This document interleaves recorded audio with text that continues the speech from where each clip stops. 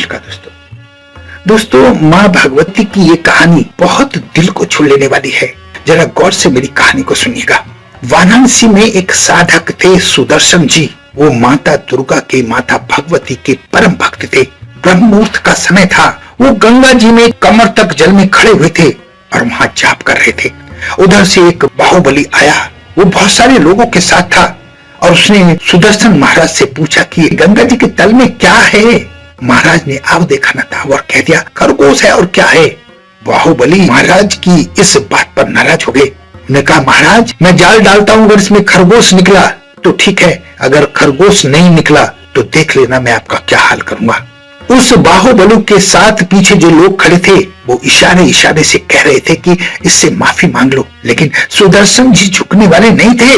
वो अपने वक्तव्य से टस से मस नहीं हुए। जाल पड़ा, कुछ नहीं निकला। दोबारा जाल को डाला गया, कुछ नहीं निकला।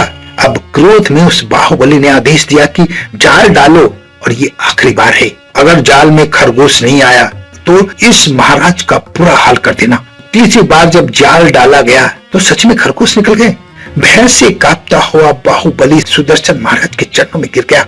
उसे कहा आप सिद्ध पुरुष हैं, वो जैसे मूर्ख को माफ कर दीजिए। और उसने अपने लोगों को इशारा किया कि गुरु जी के साथ जाओ, जो आदेश करें, जो व्यवस्था के लिए कहें वो करके लौटाओ। सुदर्शन महाराज ने कहा तू मेरी क्या व्यवस्था करेगा, मेरी फिक्र करने के लिए मेरी माँ भगवती है। तू जा अपनी राह, मैं अपनी राह जाता हूँ।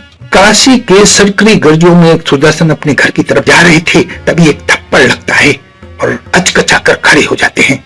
सामने एक अनिंद सुंदरी किशोरी खड़ी थी और किशोरी कहती है तू जिंदगी भर पागल रहेगा।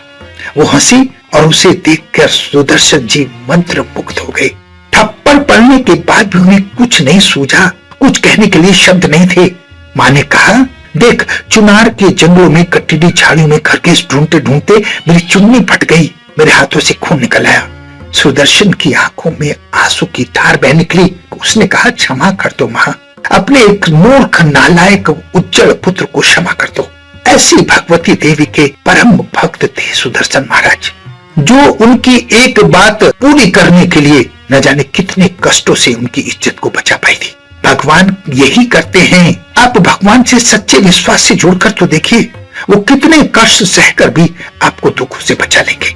आशा है मेरी कहानी आपको समझ में आ गई होगी। अपना बहुत ध्यान रखें, हंसते रहें, मुस्कुराते रहें, खुश रहें। धन्यवाद।